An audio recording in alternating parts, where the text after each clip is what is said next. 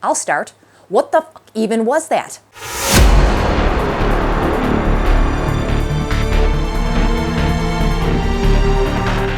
Hello friends, welcome back to the channel. If you are new here, my name is Sarah and I make videos about health and fitness and all of those things, endurance sports. So if that's something that you're into and you don't necessarily mind somebody that on September 4th will complain that every single store is now plastered with Halloween decorations and pumpkin flavored everything. I mean, seriously, it's a basic white bitch paradise out there. You can go ahead and click those buttons down below. Yes, I understand the irony that I check most of the boxes for basic white bitch, but really, is this necessary? If you click the buttons, I'll probably stop. I get distracted easily. Squirrel. Sorry. Anyway, let's talk about workout number 2 of Zwift Academy, shall we? I'll start. What the even was that? I mean, seriously. Ow. Kidding aside, this is going to be a tough workout for those of you who haven't attempted it yet. Most of you are going to find this more difficult than workout number 1. Some of you who are more of that phenotype that likes those high-end intervals, breakaway specialist attackers, you may actually like this workout and find it a little bit easier. You guys are freaks, but you know, I'll leave that alone. But seriously, this is going to be a tough workout for everybody. Some of you will find this easier depending on your phenotype, but I just want you to prepare yourself because I think the temptation might be to look at the graph for this workout, maybe do a little scouting and hovering and say, well, the intervals are shorter. I can probably sustain those 2.5 to 3 minute intervals if I just did 6-minute intervals for workout number 1. So it's probably going to be easier, right? Absolutely wrong. I'll talk about the structure of the workout and why that's really going to set you up for some real disappointment during the workout, but I want to disabuse you of that notion now so that you go into these workouts mentally prepared, because mentality is a huge part of structured work. And if you go in with this expectation that you're going to have an easier time doing this workout and then you have a harder time, you may end up shutting yourself down earlier than you would have if you just went in with an understanding that this workout is going to be very tough. So I struggled with this workout myself. I'll talk about my experience here, but I want to start by talking about the workout structure, what it's meant to target. We'll talk about how the intervals are laid out in the graph, and then I'll talk about some things that you can do to get through this workout, because this is going to be an element of survival for many of you. So the workout is called Peak VO2 Max Intervals, and as the name indicates, you start at a peak and kind of work your way down through a stair step. You can see that. And what it's designed to do is to work your lactate clearance and repeatability. If you've ever heard that term, burning matches, you have to build up that personal matchbook that you have so that you can go into the red more times with more training. This is going to be important whether you ride solo or you ride in a group or in races. You're going to be called upon to go into that red zone, that anaerobic zone, several times during the course of those rides. And zones 5, 6, and 7 rely primarily on those zone 2X muscle fibers. Those are not very fatigue-resistant muscle fibers, and they only have a short amount of lifespan during the course of a day or a workout that you can continue to utilize them, as opposed to your type 1 muscle fibers, which are your slow twitch, fatigue-resistant muscle fibers, or your type 2A, which are more intermediate muscle fibers. The good news is that your fatigue resistance in those type 2X muscle fibers are somewhat trainable. The more you do workouts like this, the more you build that repeatability and fatigue resistance, the more matches you can put into your matchbook so that you can use them out for practical purposes on the road. So how these workouts are structured actually help to simulate what you may find on the real road. You might not think about it this way, but if we break down some of those intervals where you start at that very high peak and then go into a very high sustained effort and then kind of settle in at more of a threshold level effort, whether or not you realize it, you're doing this on the real road, whether you ride in a group, in races, or on your own. So let's talk about group rides and races for a moment. When do you think that you would use something like this? Have you ever tried to attack or initiate a breakaway, or even follow one of those attacks or breakaways? Well, think about the power execution that you do. Let's take starting a breakaway, for example. What do? Well, the first thing you're going to do is you're going to start with a very high execution of power, a pseudo sprint, if you will, not maybe your finish line sprint, but you're going to put a very large dig, because what you want to do is you're in this group and you want to separate yourself from this group instantaneously. So you want to kind of pull yourself away from the group very quickly, but they're going to try to react to you. So after you put in that big dig, you're going to have to settle in at, again, a high execution of power, usually in that zone 5. And what you're looking to do is to break that elastic, so to speak. You want to take that gap and you want to make it pretty much permanent so that nobody's going to bridge over to you. And then to maintain that gap and continue to grow it, you're going to settle in more at around your threshold level range. You'll see that all the time if you watch racing. You'll see that if you participate in racing. Whether or not you're spearheading that activity or trying to follow that activity, you are going to see that your power kind of follows that format. If you're riding solo, you're still going to use a power execution like this. Think about when you run into maybe a 90-second to 3-minute short punchy climb. If you want to get over that climb as quickly as possible, what are you going to do? Well, you're going to carry as much momentum in from the flat area as you possibly can, and you're going to start with a high execution of effort as you start to pick up that grade at the base of the climb because you want to maintain that speed and momentum. Then you're going to settle in for the meaty part of that climb at a high execution of power, usually at that VO2 max. And then as you start to crest, you may settle in more to a threshold level effort. And that's how you get over those climbs quite a bit faster. So these are going to be very practical power execution intervals that simulate what you will find on the real road. And the reason you're doing so many of them and you're pushing them so close together is because typically in a ride, you have to do these more than once, in fact, several times. And that's about building those matches in the matchbook and being able to draw and dig into the red more and more often. So you may find that doing workouts like this, you may be struggling right after the first or second set. But as you introduce these workouts week over week and month over month, what you'll find is that that fatigue onset is going to come a little bit later as you put more matches in the matchbook. So this is a very effective, important structure for a workout, but many of you who haven't done this before are going to find it difficult. So stick with it, use some of the tips that I'm going to give you in this video so that you can continue to come back to this workout again and again so that you can build yourself some good repeatability that you can use not just on Zwift, but in the real world. So let's talk about the structure of the workout. It's pretty straightforward. It's a 52-minute long workout. The first 14 minutes are almost identical to workout number 1. You're going to get that 10-minute progressive warm-up, bridging you up to 80% of your FTP. You'll get that 1-minute activation set immediately thereafter from 80% to 90% of your FTP, and then you're going to get a 3-minute recovery interval at 50% of your FTP right before you move into your working sets. Now your working sets are 2 identical sets, so 2 sets of 3 intervals that go as follows. The first interval is going to be 30 seconds at 150% of your FTP, followed by 1 minute at 120% of your FTP, followed by 1 minute at 95% of your FTP. So you're going to stair step down. Then you're going to get 2.5 minutes of recovery at 55% of your FTP, and then you're going to do a very similar interval starting 30 seconds at 150%, 1 minute at 120%, followed by 1 minute and 15 seconds this time at 95% of your FTP. So you have to reach that extra 15 seconds before you get that much welcomed recovery of 2.5 minutes at 50% of your FTP. And then the last interval for the set is going to take you to 30 seconds at 150%, down to 1 minute at 120%, and this time 90 seconds at 95% of your FTP. So that's going to be the strongest reach that you're going to have. And then you're going to get a very nice long recovery of about 6 minutes in between at 55% of your FTP. It'll give you full recovery as well as some time to maybe refuel, to top yourself up on drinks, and to really get your head around mentally doing that same set of 3 intervals yet again.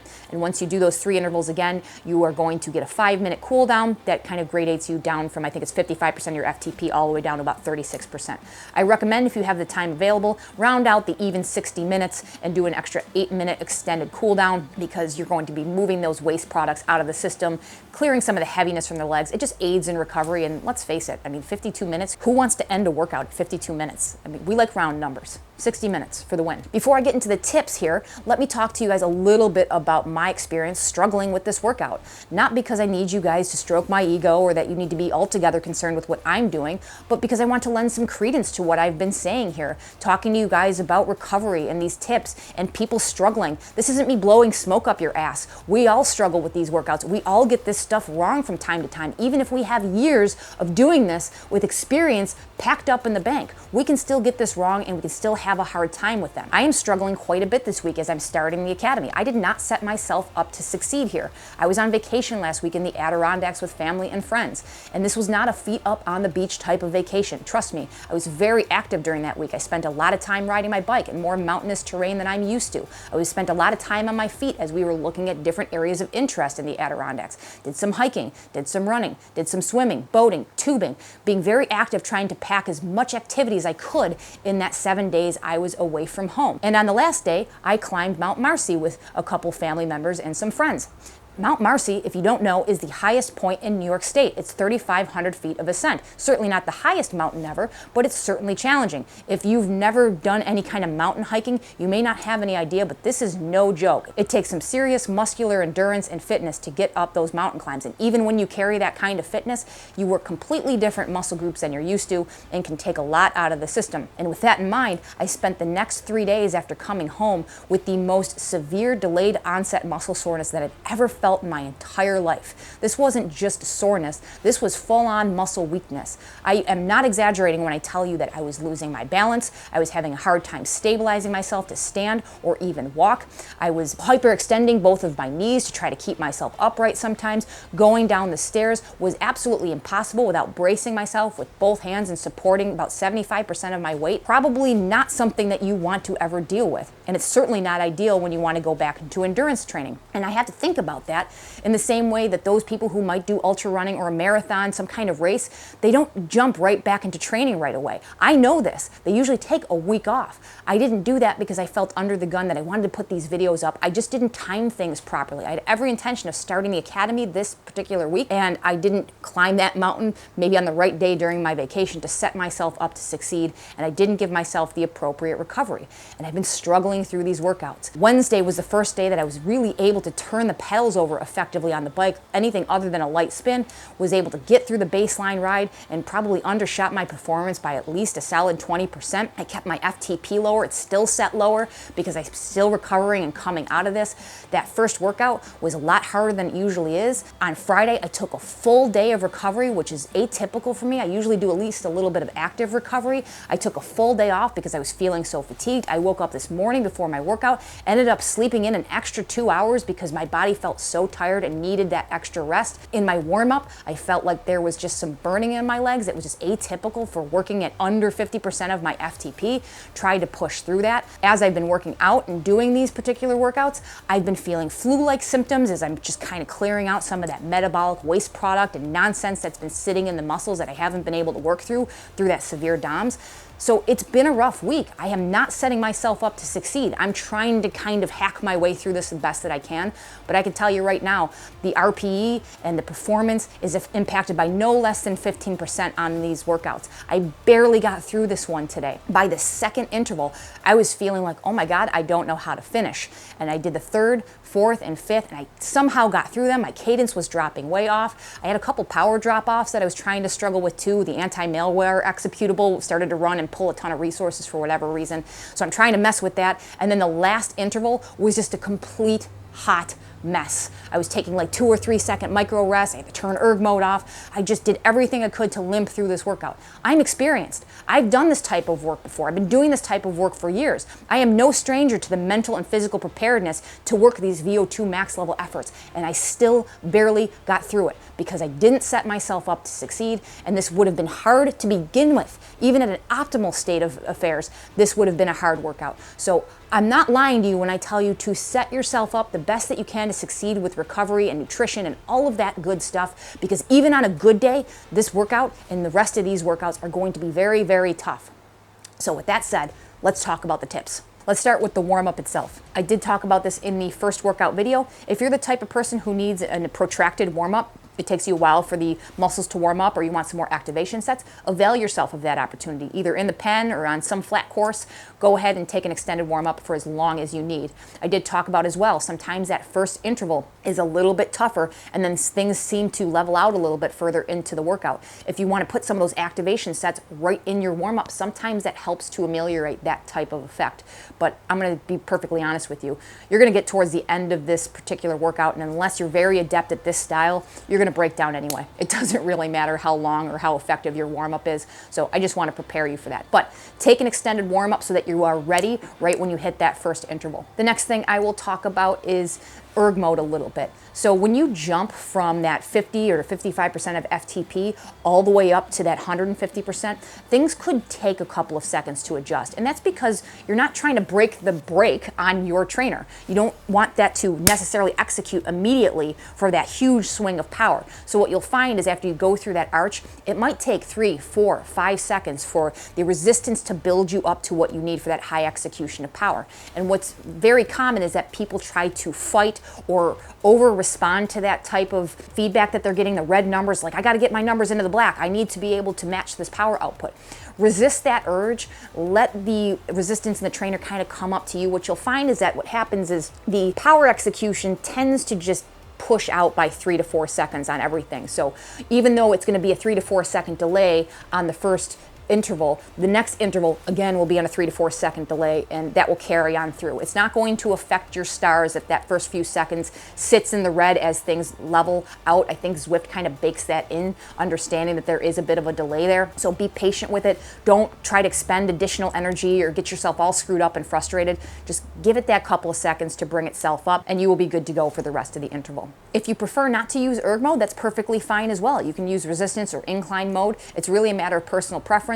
But I don't want those of you who are using erg mode to get confused or frustrated with that big swing. That's going to happen on any program. You need to give it that time to adjust there. On the note of that transition, I would also look at cadence. I talked about this a little bit in the last workout. You need to be able to give yourself some room for attrition, especially when you're working that very high level of power effort above your FTP. If you go into that first 150% of your FTP at 70 RPM, you've got nowhere to go as your legs start to fatigue. So you want to try to start that first 30 seconds much higher than what you would typically find comfortable. If you can start at 95, 100, 105 RPM, that's not necessarily going to be the most comfortable for you, but it's going to set you up so that you can settle in for the next minute of that 120% and then the following minute to 90 seconds of that 95%. You don't want to necessarily land at that 95% zone at 50 RPM. If you can land in that zone at 70 to 75, you should be in good shape. But keep that in mind. Give yourself some room, some place to go, because that cadence is naturally going to drop off as you fatigue, and it's going to be even more prevalent as you get further through the workout. So bear that in mind for those transitions. I also spent some time in the first workout video talking about form and breathing and getting control over those things during these workouts.